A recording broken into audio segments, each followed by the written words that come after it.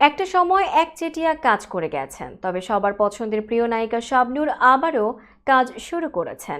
নিজের জায়গাটি তৈরি করেই ফিরতে চেয়েছিলেন তিনি, সেই পথটা যেন মসৃণ হতে শুরু করেছে। তারই ধারাবাহিকতায় এবার ঈদে নতুন লুকে হাজির হলেন শাবনূর।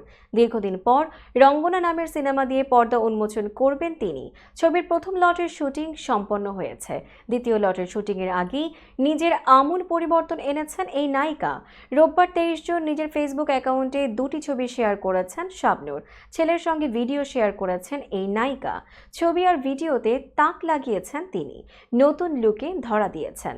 ওজন ঝরানোর জার্নিতে বেশ সফলতা উকি দিচ্ছে যেন।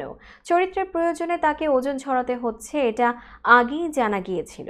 শাবনূর বেগুনি রঙের পোশাকে ছবি পোস্ট করে লিখেছেন, আমি এখনো ঈদের মুডে আছি।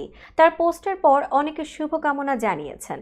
একজন লিখেছেন, মাশাল্লাহ, অনেক সুন্দর লাগছে, দোয়া আর ভালোবাসা রইল, সকলে এগিয়ে যাক যার যার স্বপ্নের পথে। অন্য একজন লিখেছেন, নতুন লুকে ঢালিউডের সম্রাজ্ঞী শাবনূরকে একদম পরী লাগছে। তাছাড়া অভিনেত্রীর ওই দুটি ছবি শেয়ার করে পরিচালক আরাফাত লিখেছেন, গল্পের প্রয়োজনে দ্বিতীয় লটের শুটিংয়ের প্রস্তুতি চলছে পুরো দমে। জানা গেছে বর্তমানে সিডনিতে রয়েছেন শাবনূর, শিগগিরই ফিরবেন দেশে। ঢাকায় ফিরলেই সিনেমার বাকি অংশের কাজ শেষ করা হবে বলেও জানা গেছে।